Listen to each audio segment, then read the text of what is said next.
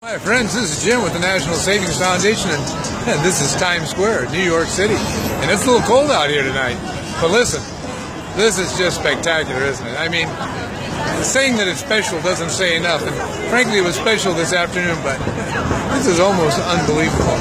What a great place. But that's not what I'm here to talk about. I'm here to talk about the National Savings Foundation. And the last time I put a video together in front of the White House, I asked the question, why would we want to take $35 trillion in capital out of the hands of America's children over the course of the next 25 years to effectively fund the needs of America's baby boomers?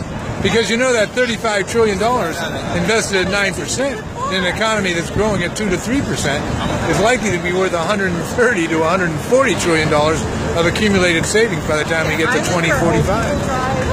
And $135 trillion of savings by 2045 in the hands of America's working poor and middle class, I happen to personally believe that'll change almost everything in this country. So I don't happen to think it's a particularly good idea, but look, we need $35 trillion over the next 25 years to take care of America's 80 million baby boomers. And the fact of the matter is, the only reason we really need to do that is because over the last 35 years, we asked those folks to loan the federal government to fund Social Security and Medicare $17 trillion. And that $17 trillion, had it instead been invested, as I'm now suggesting, would only be worth roughly $70 trillion in accumulated savings. That means America's baby boomers would be extremely well off, and they wouldn't need a lot of support from the federal government, either through Social Security or Medicare or food stamps or housing or anything else. But we didn't do that. That doesn't mean we did the right thing, and that's one of the reasons why I personally believe we ought to give the kids in this country an opportunity to save and invest that $35 trillion so that they can accumulate $130 trillion on their own. We do that, like I said, we'll change everything in this country. But we got to get $35 trillion from someplace, don't we? My personal view, we shouldn't take it from the kids. We could go to the bond market. We could borrow it over the course of the next 25 years at $1 trillion a year plus. We certainly have the financial wherewithal as a country to be able to do that. But of course, that'll add $35 trillion to the already $15 trillion of bills, notes, and bonds that are outstanding. So that means $50 trillion of debt. And God help us if 25 years from now the interest rates in this country should happen to rise on $50 trillion of bonds that have to be repaid. Because that'll change a lot of things, not only in this country, but frankly around the world. So my own particular bias, borrowing the money from our kids at 0% interest doesn't make a lot of sense. And borrowing that money in the bond market at 5%, that doesn't make any sense either. But there is another source.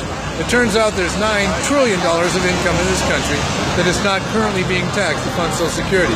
And that money consists of capital gains, dividends, interest income, and income in excess of $127,000 a year in the hands of America's wealthiest citizens. My personal view, we ought to ask them to step up and pay for that. We ought to ask them to pay 15% of that $9 trillion because, frankly, that'll generate $1.4 trillion or so in receipts, and that's $400 billion more than we're getting. But more importantly, we're not going to have to borrow the money from those folks because we don't have to pay them back. They're not going to need Social Security. They're not going to need Medicare. They're not going to need food stamps. They're not going to need housing assistance. So the benefits of doing so means that we put ourselves in a position where we can actually save that $35 trillion of debt and then some. If we enrich the working poor and middle class in this country, the national debt as a whole will start to decline at a rapid rate. And if we tax America's wealthiest citizens to fund these programs, well, we won't add to the national debt by doing that either. As far as those folks are concerned, they'll put up the money. And by the way, they can afford it, right? Their assets are going to double, and double over the course of the next 24 years if we get back to 2 and 3% growth, and there's no reason why we shouldn't. And in that environment, somebody like Nancy Pelosi with $100 million of assets who doesn't pay anything to Social Security and Medicare today, well, for that $1.5 million that we ask her to put up every year for the next 25 years, that $30 million in investment, well, her $100 million will grow from 100 to 200, 200 to 400 to 800, which means she'll earn $700 million in additional net worth over the course of that 24-year period. So how does she lose?